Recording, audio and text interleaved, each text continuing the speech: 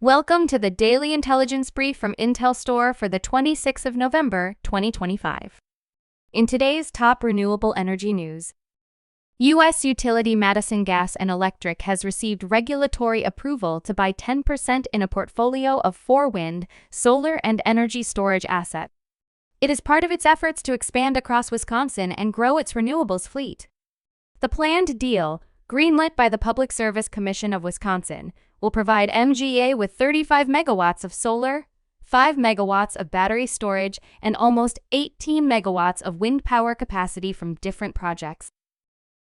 Brookfield Asset Management has closed the acquisition of Singapore-based clean power developer Alba Renewables. It brings the firm and its 1.8 gigawatt portfolio into Brookfield's new Southeast Asia decarbonisation strategy. The acquisition simultaneously marks the first exit for Swiss fund manager Suzy Partners' dedicated Asia strategy. Suzy confirmed the convertible loan had been repaid on undisclosed terms following the completion of Brookfield's acquisition. The CEO of Banco Popular stressed the urgent need to strengthen Colombia's capacity to execute energy infrastructure projects.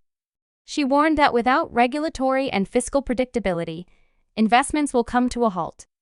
No planning process is meaningful if we do not change how risks are allocated between the public and private sectors. It discourages investment and ultimately passes costs on to consumers. Under this model, private capital assumes risks it cannot control, while public entities do not take on clear responsibilities.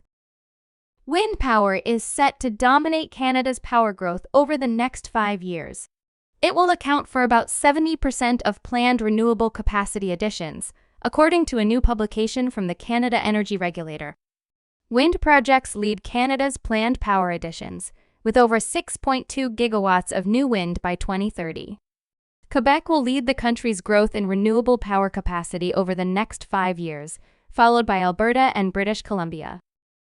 India's Renewable Energy Ministry has urged the power regulator to delay plans for stricter rules requiring wind and solar producers to uphold their grid supply commitments. They are warning that the move could deter investment. The Central Electricity Regulatory Commission proposed tighter regulations for wind and solar power producers under the deviation settlement mechanism. The proposed framework aims to gradually narrow the permissible gap between the amount of electricity producers commit to supply and what they actually generate. It was supposed to come into effect from April 2026. You can learn more about all of IntelStor's market and sales intelligence offerings at www.intelstor.com and subscribe to our channel today.